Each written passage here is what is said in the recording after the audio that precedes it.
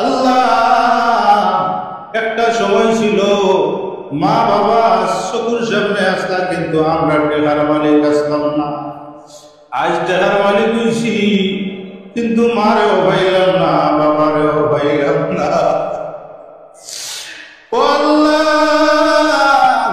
তোমার পুত্র তোর বাবাদের সোয়াল করি, এই জমিনের সবচেয়ে আপন রাস্তা আমরা মা, আমরা বাবা, আমার মারে আমার বাবারে আল্লাহ তুমি কবর আসামি বানাইও না।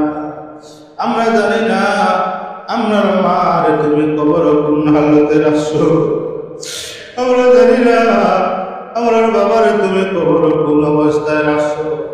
আমরা তো তোমার গর্ব এখন দিয়ার মার লাগি বাবার লাগি। মাগো তুমি কেমন আছো অন্ধকার কবরে? তোমার সন্তান কান্দে মাগো মসজিদে বসে। আব্বু তুমি কেমন আছো অন্ধকার কবরে? বাবা তোমার সন্তান কান্দে মসজিদে বসে। আল্লাহ আমাদের সবার মা বাবাকে তুমি মাফ করে দাও। এই নবাগী গ্রামের যত মরতে গান কবরের বাসিন্দা সবাইকে তুমি মাফ করে দাও। আয় আল্লাহ, হাজী ইলিয়াসুর রহমান সাহেব, আল্লাহ আপনার বান্দায় এত বড় উদ্যোগ নিয়েছেন, মালিক তুমি কবুল ফরমাও। আল্লাহ হাজী সাহেবের আব্বারে মাফ করে দাও, তার আম্মারে মাফ করে দাও, দাদা দাদিরে মাফ করে দাও, নানা নানিরে মাফ করে দাও। আল্লাহ আপনার বান্দা গোটা ফ্যামিলি লইয়া প্রবাসের জীবনে বসবাস করেন।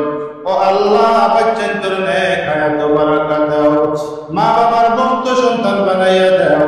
আল্লাহ আরো অনেক ভাই বলে দোয়া চাইছেন, এক ভাই প্রবাসে যাওয়ার লাগি দোয়া চাইছেন। আল্লাহ আপনার বান্দার দিলের নেক মাকাসিদে হাসানারে আপনি পুরা ফরমাও।